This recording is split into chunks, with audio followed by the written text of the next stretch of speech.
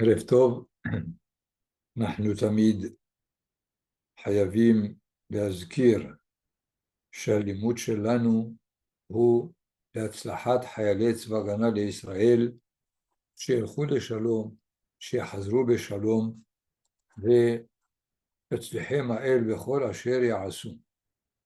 ולפצועים, ישלח השם רפואה שלמה, יחזירם לביתם, בריאים, בגופם, בנפשם, בכל אשר להם. ולחטופים ייתן האל כוח ואמונה כדי לעמוד במבחן הקשה הזה עד שיחזרו בשלום לביתם, ולנופלים השם ינקום דמם, תהיה נפשם צרורה בצרור החיים. Bon, nous sommes maintenant dans la deuxième paracha, comme nous l'avons annoncé la dernière fois, que les trois premières parachiotes du livre de Devarim sont consacrées beaucoup plus à la génération du désert, la génération qui est sortie d'Égypte, alors que les parachiotes suivantes sont consacrées à la génération qui va rentrer en Israël. Nous avons déjà vu Réé, qui était plus préoccupé par le Beth Amikdash, le temple, les fêtes, comment est-ce qu'il faut réaliser les sacrifices, les offrandes. Et maintenant, dans la paracha de Shofetim, Moshe Rabbeinu passe à nous décrire les instances gouvernementales. C'est-à-dire, la Torah commence, comme vous avez le premier verset, Shofetim veshoterim titen lecha, c'est la nécessité de nommer des juges et des magistrats ou des policiers, si on peut dire. Ceci jusqu'au verset 13 du chapitre 17, et à partir du verset 14 du chapitre 17, il y a, et la Torah nous expose le monarque, le roi. Quelles sont ses prérogatives, quels sont ce qu'il doit faire pour que sa royauté, sa souveraineté se prolonge, jusqu'au dernier verset du chapitre 16, c'est-à-dire le verset 20.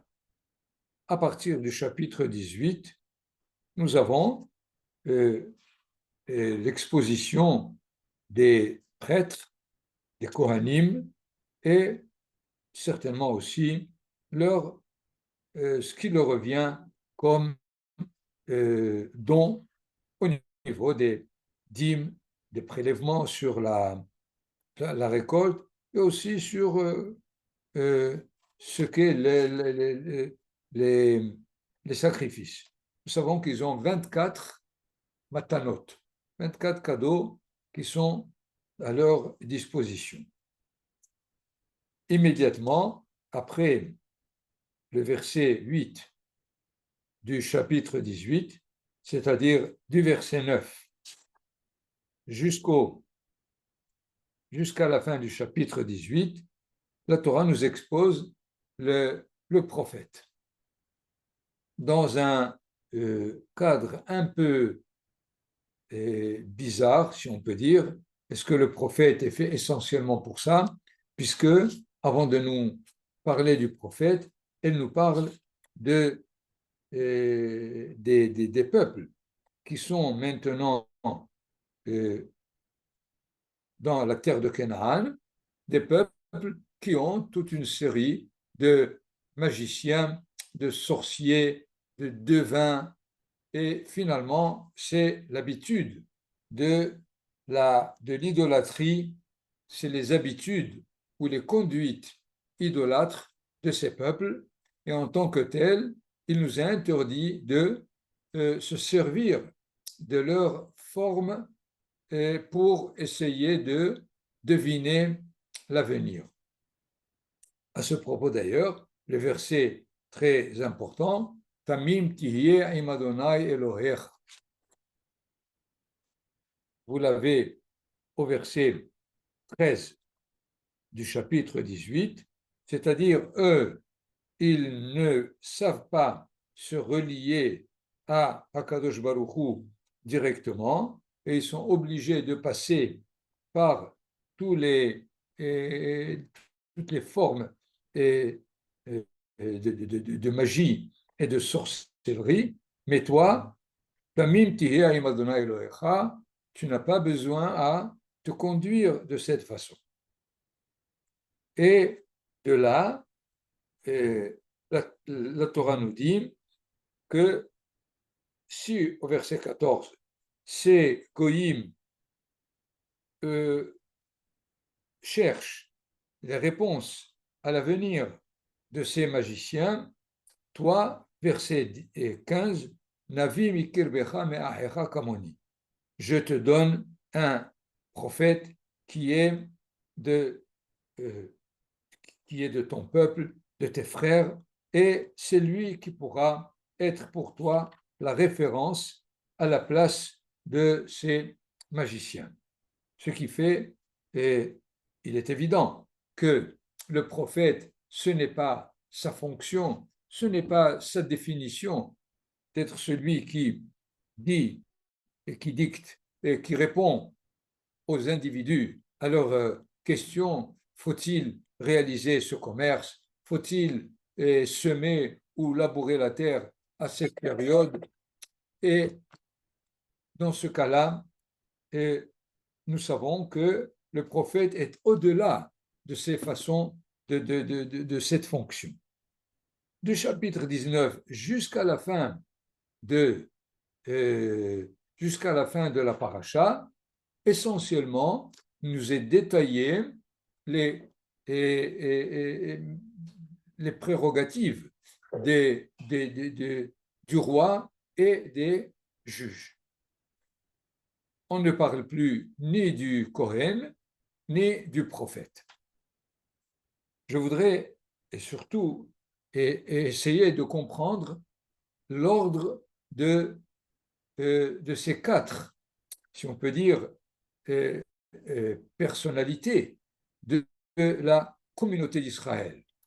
Pourquoi la Torah parle des juges, du roi, des prêtres et ensuite du prophète?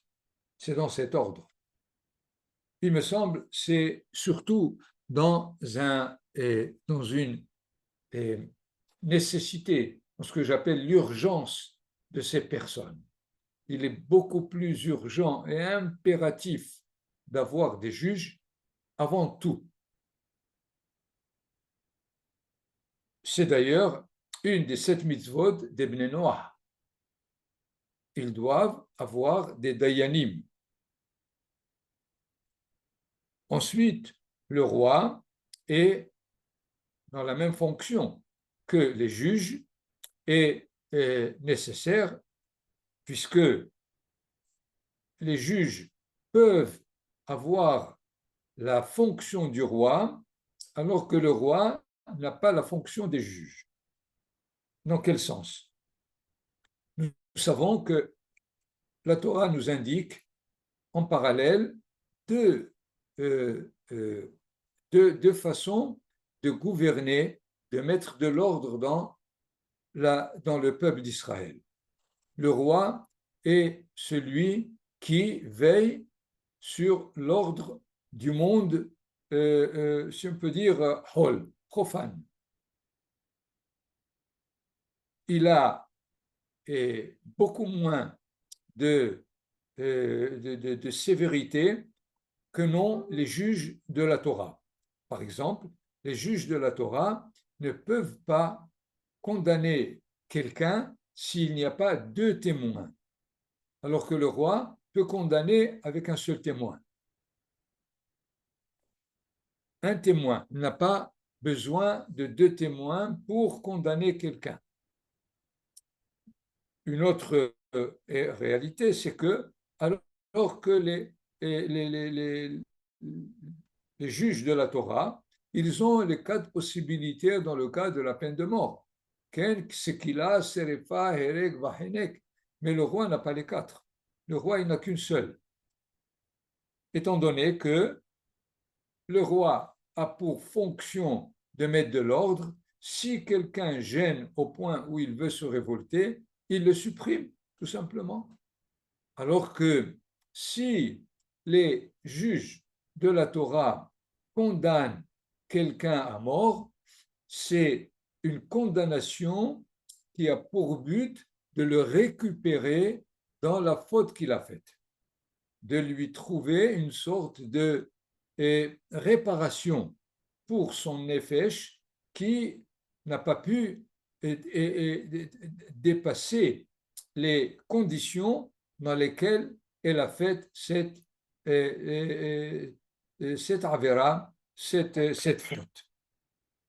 Donc, nous voyons que selon la Torah, nous avons ces deux fonctions en parallèle lorsque les deux ont pour but de mettre de l'ordre dans la société. S'il n'y a pas de roi, alors les juges remplissent les deux fonctions, dans le sens où, s'il s'agit de mettre de l'ordre, ils sont à la place du roi. Mais si ils doivent simplement juger quelqu'un qui a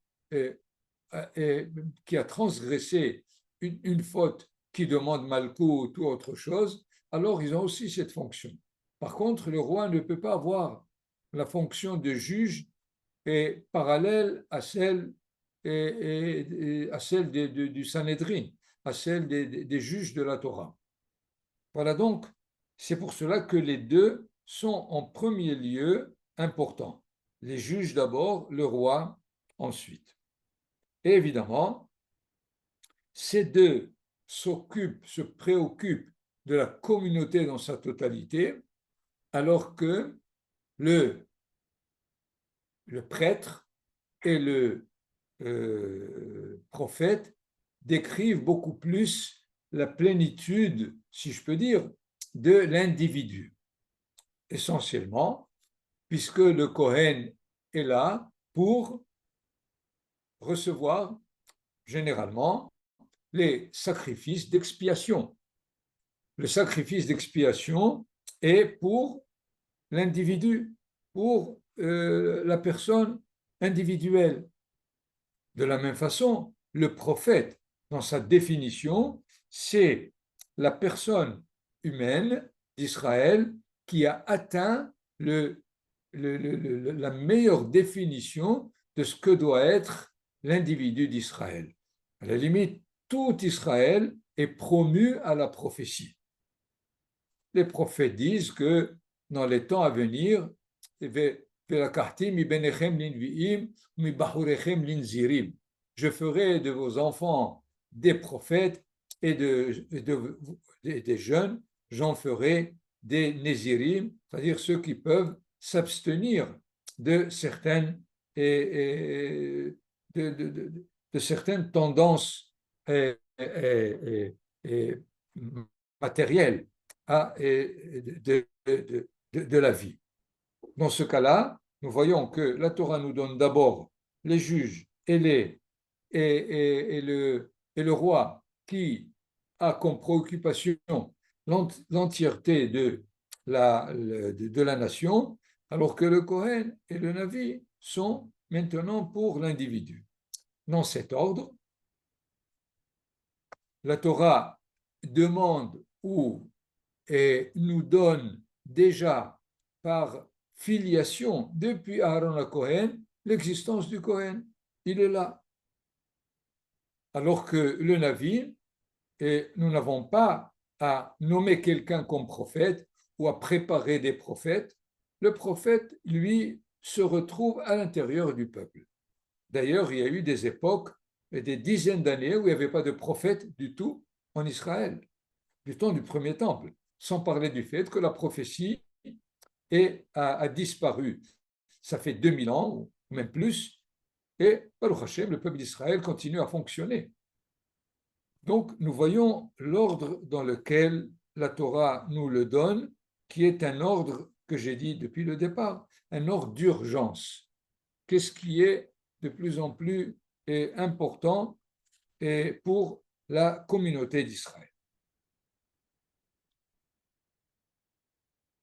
Je voudrais revenir ici, donc, Nathan donne-nous le texte lui-même, lorsque la Torah nous dit au premier verset, Shofetim veshoterim, titon lecha bechol she'arecha, asher Adonai Elohecha noten lecha lishvatecha, veshafetu et ha'am mishpat tzedek. Le premier verset de la paracha.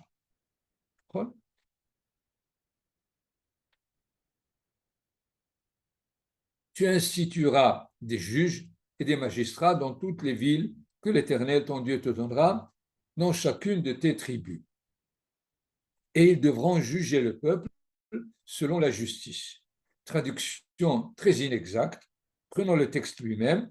Veshafetu et ta'am mishpat tzedek. Mot à mot, ils jugeront le peuple une justice juste. Je ne sais pas comment, ou un jugement juste. Il y a le terme mishpat, tzedek. Quelle est la différence entre mishpat et tzedek? Nous aurons au verset 20, je saute immédiatement, il est là, on nous dit tzedek, tzedek tirdof. C'est la justice, la justice. Or, tout à l'heure, on nous a dit que le mishpat, c'est la justice. Donc, comme si, selon la traduction, tzedek et mishpat sont des mots synonymes. Ce n'est pas possible. Il n'y a pas de synonyme dans la Torah. Alors, quelle est finalement la différence entre mishpat et tzedek?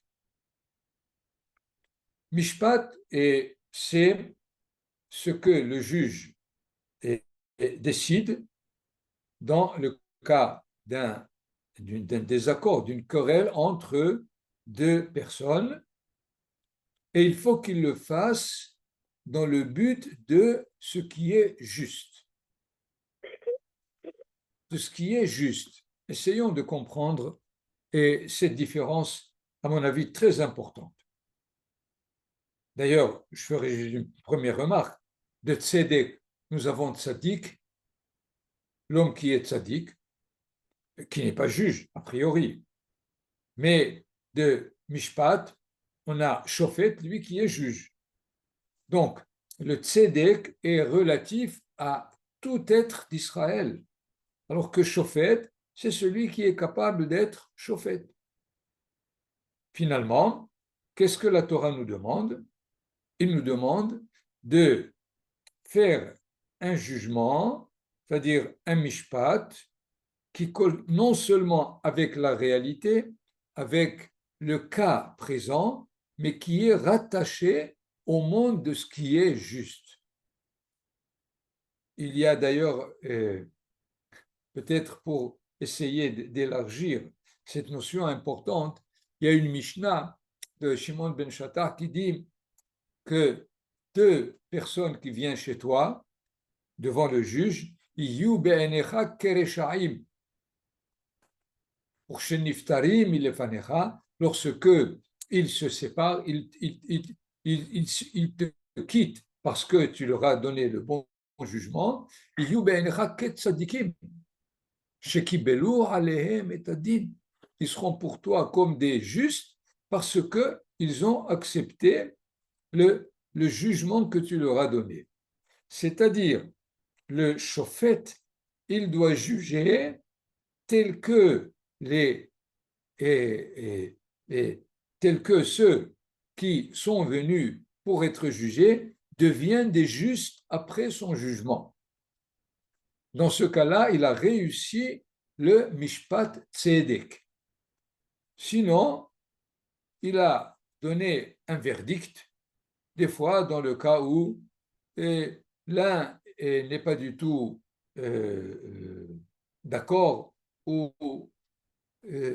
il n'a pas senti qu'on a pris conscience de ce qu'il a présenté, et dans ce cas-là, le shofet n'a pas réussi le mishpat tzedek. D'ailleurs, si je prends le deuxième, le verset que j'ai cité tout à l'heure, Tzedek, Tzedek, Tirdof, c'est la justice. La justice, pourquoi la Torah nous dit Tzedek, Tzedek? Elle ne nous dit pas Mishpat, Mishpat, Tirdof. On ne l'a jamais vu. Et d'ailleurs, nous avons comme formule Mishpat, Tzedek, Velo, Hatzdaka, Mishpatit. Et on a toujours dans cet ordre le Mishpat, et après quoi, il doit arriver à exprimer le Tzedek.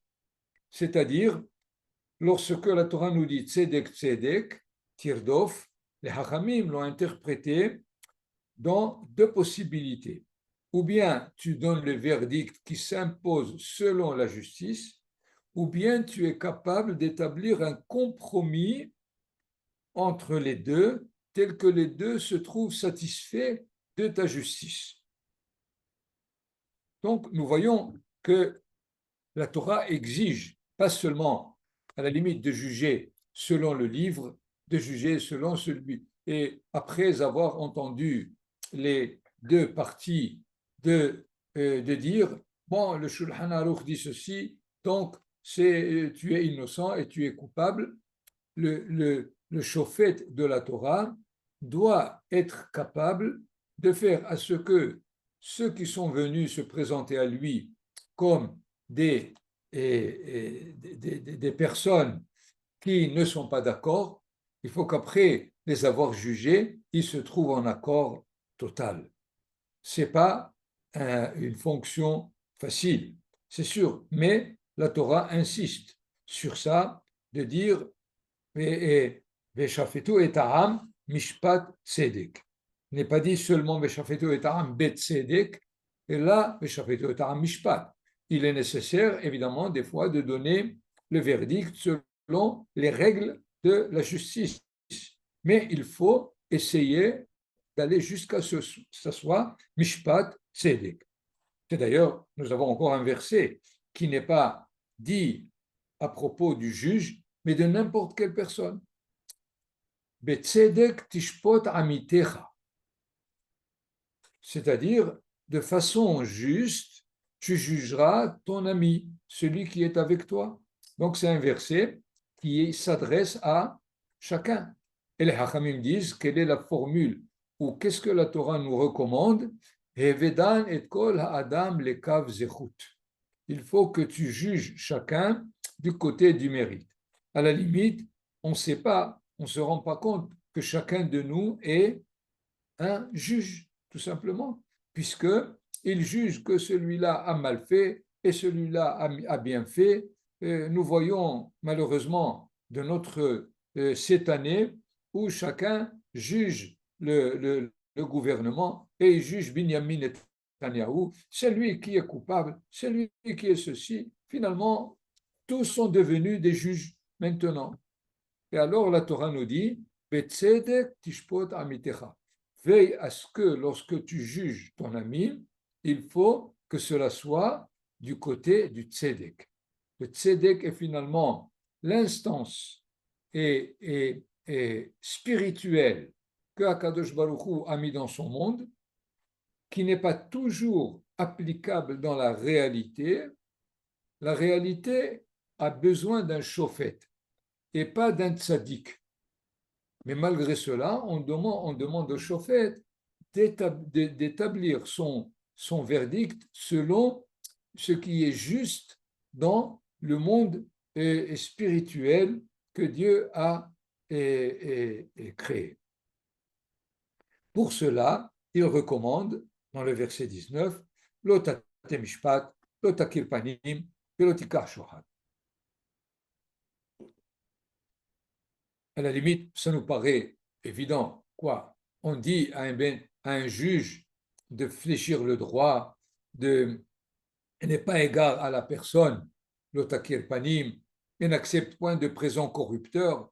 Les Hachamim se sont étonnés. Comment la Torah nous dit ça? Quand même, on parle à des gens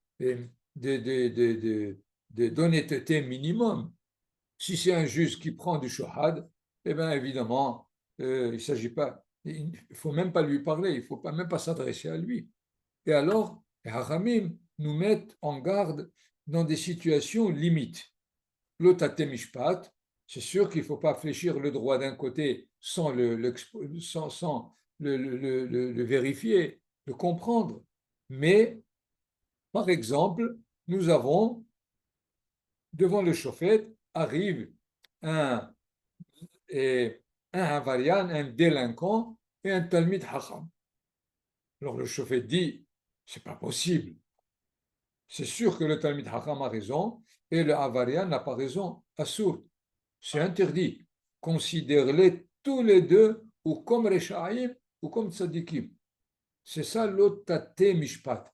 Ne sois pas quelqu'un qui tend vers un côté parce que tout d'un coup il te semble que c'est pas possible que le Talmid Haram soit ici et coupable.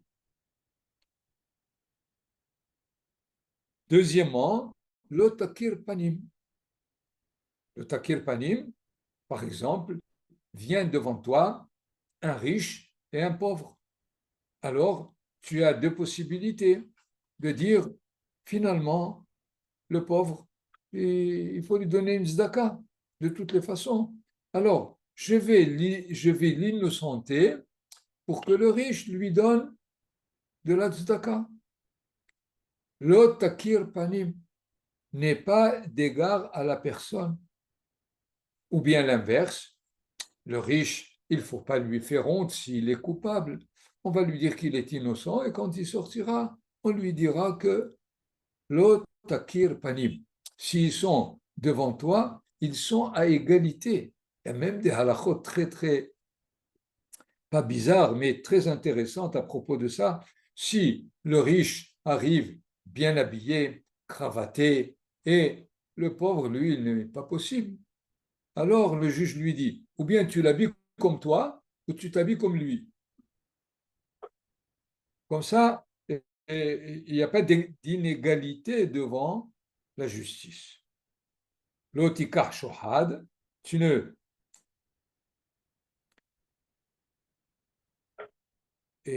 n'acceptes point de présent corrupteur.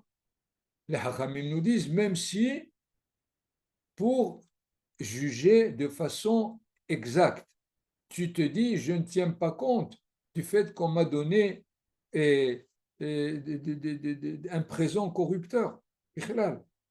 Même si tu es sûr de ne pas être de ne pas être de tordre la justice parce que on t'a donné un présent corrupteur, même pour donner le vrai verdict, interdit de recevoir le shohad.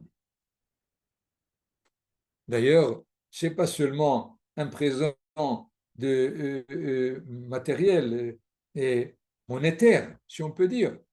Et les Haramim racontent une petite anecdote un grand Dayan qui était en train en voyage et tout d'un coup quelqu'un est venu et il lui a pris son sac, sa valise et pour l'aider, alors qu'il n'a jamais vu. Il a dit, qu'est-ce qui se passe? Pourquoi tu me prends ta valise? Il a dit, non, non, demain je dois aller te voir, j'ai un désaccord avec quelqu'un. Il lui a dit, je ne serai pas ton juge, sois sûr. Tu me donnes du shohad maintenant en me prenant la valise pour être bien, que je sois le lendemain bien avec toi. Donc même un shohad en parole, même un shohad en intention quelconque, il faut que le juge en soit averti. Je voudrais juste, sans rentrer dans le détail des trois versets qui viennent, la Torah continue, verset 21, ne plante chez toi ni bosquet ni arbre quelconque auprès de l'autel que tu devras ériger à l'Éternel ton Dieu, et n'érige pas de statue chez toi, chose odieuse à l'Éternel ton Dieu,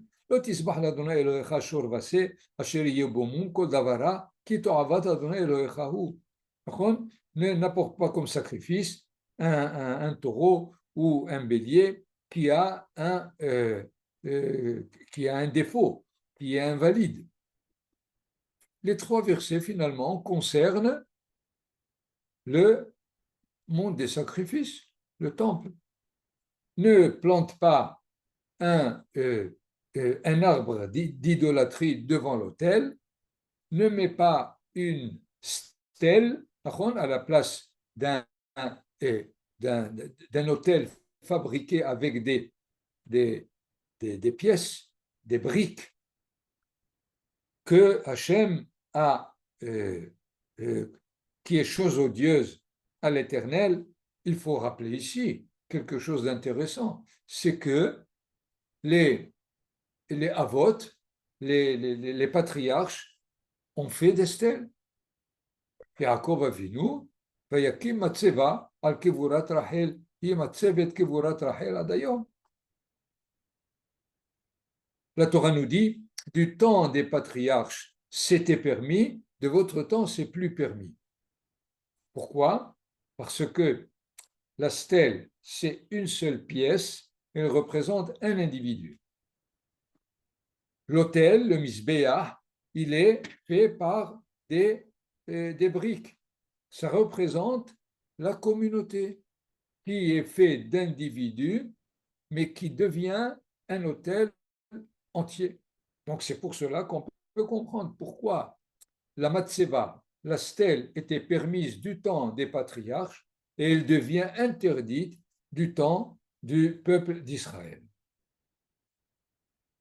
Voilà donc l'explication de ces 3 versets. Et finalement, comment ça se fait que la Torah, après avoir parlé des juges, parle d'indications concernant les sacrifices. De là, les Hachamim ont retenu un élément important pour nous dire que le Sanhédrin, la grande cour de justice d'Israël, qui est à Yerushalayim, il faut qu'elle soit au Harabaït. Il faut qu'elle soit à côté du Beth Amikdash. C'est ce que nous voyons jusque-là. 3 versets ont été donnés pour les juges, 3 versets pour le temple. C'est pour dire il faut que la cour de justice soit voisinant, si on peut dire, une partie serait à l'intérieur du Beth Amikdash et une partie à l'extérieur, pour enseigner aux juges qu'ils ne sont pas là simplement pour mettre de l'ordre dans la société, mais pour donner un jugement d'ordre divin que le Beth Amikdash représente. Parce que certainement, la mitzvah des Dayanim chez Bnei Noach, c'est afin qu'il y ait de l'ordre, tout simplement. La Torah ne leur demande pas de faire l'ishpot bet tzedek ou lo bet tzedek, et là, qu'ils veillent à ce qu'il n'y ait pas de désordre dans la société. Alors que le Sanhédrin, il doit savoir que, alors qu'il siège, Kav Yachol HaKadosh Baruch Hu siège avec lui. Nous allons voir d'ailleurs une remarque très très importante à ce propos dans le sujet suivant, pour nous dire, d'ailleurs il y a un verset dans les Tehillim, Elohim nitzav ba'adat el bekerev Elohim ishpot. Elohim nitzav ba'adat el, adat el c'est la communauté divine si on peut dire, bekerev Elohim ishpot, il est au sein des Elohim, qui Elohim ici c'est les juges. Il juge avec les juges. On peut dire il guide les juges eux-mêmes pour qu'ils puissent réussir ce mishpat tzedek dont on a parlé tout à l'heure. Voilà, et pour ce qui est donc de ce qu'est la justice, et le sujet qui préoccupe la Torah, nous l'avons déjà signalé, c'est le roi. כי תבוא אל הארץ אשר אדוני אלוהיך נותן לך וירשת וישבת בה ואמרת אשימה עלי מלך ככל הגויים אשר סביבותי. quand arrivé dans le pays que l'Éternel, ton Dieu, te donne, tu en auras pris possession et il sera bien établi. Et si tu dis alors, je voudrais mettre un roi à ma tête, de là une controverse entre les commentateurs, c'est-à-dire ce n'est pas une mitzvah. Si tu dis, je voudrais mettre un roi à ma tête, si tu ne le dis pas, il n'y aura pas de roi. Évidemment, Maïmonide a établi comme mitzvah assez d'établir un roi. Mais voilà, comment est-ce qu'il justifie le fait? Il aurait dû dire, comme pour les juges, shofetim veshoterim titen lecha bechol sha'arecha. C'est un ordre. C'est pas ve'im tomar asima alay shoftim veshotrim, alors que pour le roi, il est dit que si tu dis, je voudrais mettre un roi à ma tête, Rambam Maïmonide répond, on ne peut pas mettre un roi si le peuple ne le demande pas. On met des juges, même si le peuple ne le demande pas, c'est obligatoire qu'il y ait des juges, mais le roi, non. S'il le demande, évidemment, ça devient une mitzvah. S'il ne le demande pas, et d'ailleurs, depuis Yehoshua, dès qu'ils sont rentrés, il a fallu 400 ans pour avoir le premier roi. Pendant 400 ans, il n'y a eu que des shoftim. C'est pour ça d'ailleurs que la Torah nous dit, si tu dis, je voudrais mettre un roi à ma tête. Mais la suite du verset est encore plus étonnante. À l'exemple de tous les peuples qui m'entourent, c'est les peuples qui me définissent le roi que je dois prendre. Comment est-ce possible? Comment peut-on comprendre? D'autant plus que le verset suivant, qu'est-ce qu'il dit? Som tasim alecha melech asher ibhar Adonai Elohecha bo.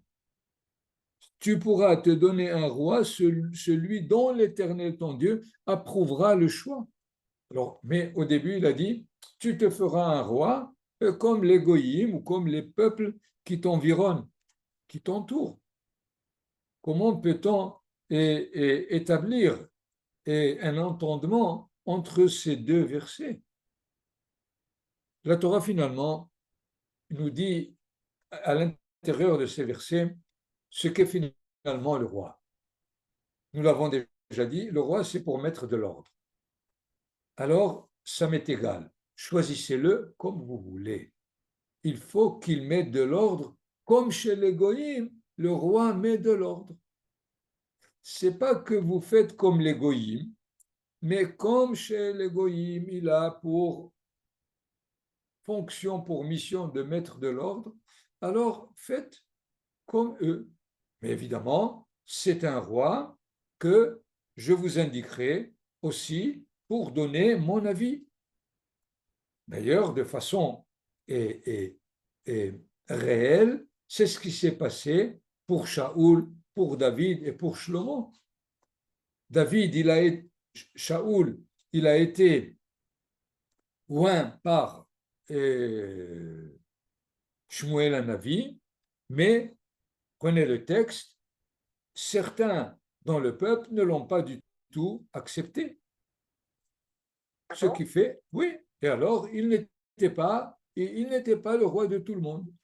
Après avoir fait une première guerre avec Ammon, et il a réussi à délivrer Yavesh Gilad, une contrée de l'emprise des Ammonites, alors ils ont dit, oh, c'est quelqu'un qui a il sait faire quelque chose celui-là. Okay? Alors on va l'accepter. Shmuel a entendu ça, il leur a dit, allez, maintenant on va l'introniser. Donc, alors qu'il l'a déjà oint comme roi, il n'était pas encore accepté de façon définitive comme roi sans que le peuple n'ait mis son accord. David Amelech, il lui est arrivé la même chose. Nous savons alors que Shaoul était le roi et il a transgressé la parole de Shmuel Hanavi de détruire Amalek.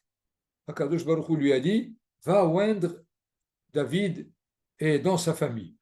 C'est ce qu'il a fait, mais David n'était pas le roi. Il était oint pendant plusieurs années, et pourtant, il n'était pas roi. Et nous savons, celui qui lit le livre de Shmuel 2, il sait que au début, David était le roi de la tribu de Yehuda seulement, pendant 7 ans, jusqu'à ce qu'il ait fait plusieurs guerres. Et finalement, le peuple a accepté, alors il est devenu le roi de tout Israël. Ce qui fait, nous comprenons ici déjà que la Torah nous donne dans le cadre, dans quelles limites, dans quelles conditions le roi sera nommé. D'une part, il faut que le peuple l'accepte, et en même temps, Akadosh Baruch Hu y mettra son cachet dessus. Il dira que je suis, comme nous l'avons, Som Tassim Alecha Melech, tu pourras te donner un roi, celui dont l'Éternel ton Dieu approuvera le choix. Il y a là une sorte euh, de deux avis qui se coordonnent pour que le roi soit vraiment celui qui mènera le peuple d'Israël vers la réussite.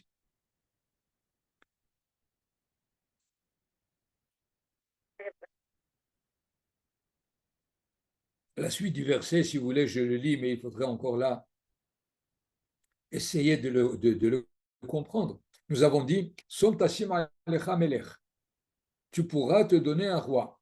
Quoi? Celui dont l'Éternel, ton Dieu, approuvera le choix. C'est un de tes frères que tu dois désigner pour ton roi. Ah, c'est pas évident. Non, plus que ça. Tu n'auras pas le droit de te soumettre à un étranger qui ne serait pas ton frère.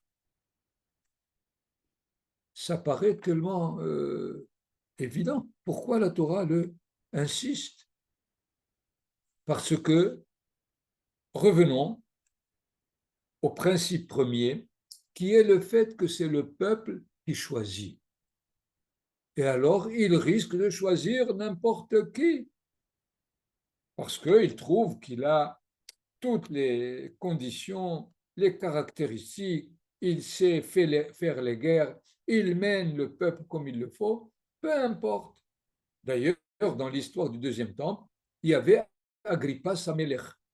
Agrippas était à l'origine un Syrien. Il s'est converti, évidemment, mais il est. Quand, quand il est arrivé à ce verset, il a commencé à pleurer, et puisqu'il s'est rendu compte qu'il n'était pas directement affilié à Israël. Et alors, ceux qui étaient autour, ils disent non, non, ahinu ata, ils ont essayé de le calmer. Ce qui fait, la Torah nous décrit ici toutes les possibilités, puisque le roi est par définition d'abord admis par le peuple. Quand il y a un prophète et il y a un Sanhédrin, il est nécessaire qu'il reçoive l'approbation de Akadosh Baruch Hu lui-même. C'est pour cela qu'il est dit aussi que et Som Tassim Alecha Melech Asher Yivhar Adonai Elohecha Bo. Tout ceci ne sont pas des impératifs, mais une description des possibilités dans lesquelles le roi doit être nommé. Évidemment, maintenant on passe chez le roi pour lui dire Rak lo yarbe souci, il doit se garder d'entretenir beaucoup de chevaux et ne pas ramener le peuple en Égypte pour en augmenter le nombre. Parce que du temps, les meilleurs chevaux étaient en Égypte. Et alors, il devait aller pour faire le commerce, envoyer ceux qui lui rapportent les chevaux pour sa cavalerie, pour sa guerre.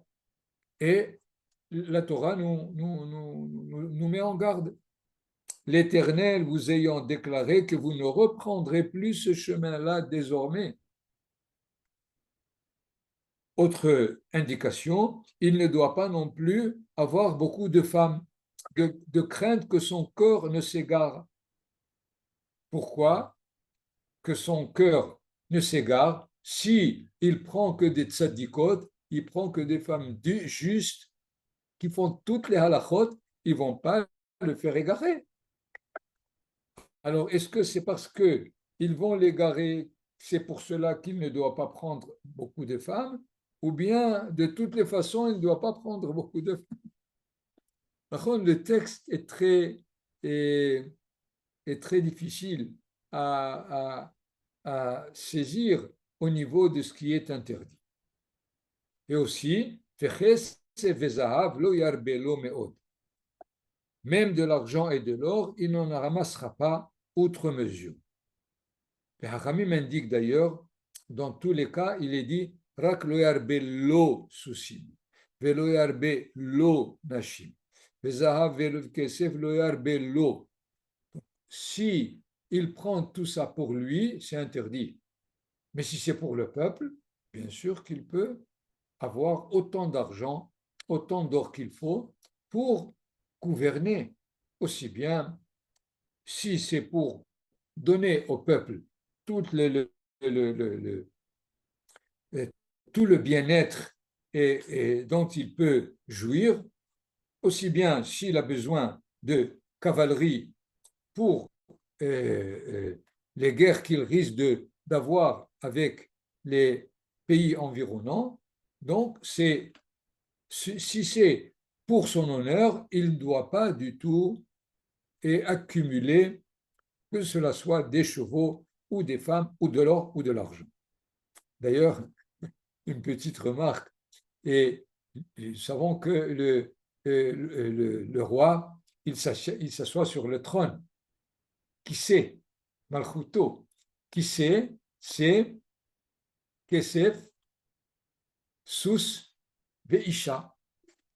On lui rappelle dans l'abréviation qu'il faut toujours avoir en tête ces trois interdits parce que c'était vraiment, et on le sait dans l'histoire des rois, que chaque fois, quelqu'un qui a transgressé l'un de ces l'une de ces interdictions, il a échoué. Il a échoué. Essentiellement, Shlomo HaMelech, nous savons qu'il avait plus de 1000 femmes.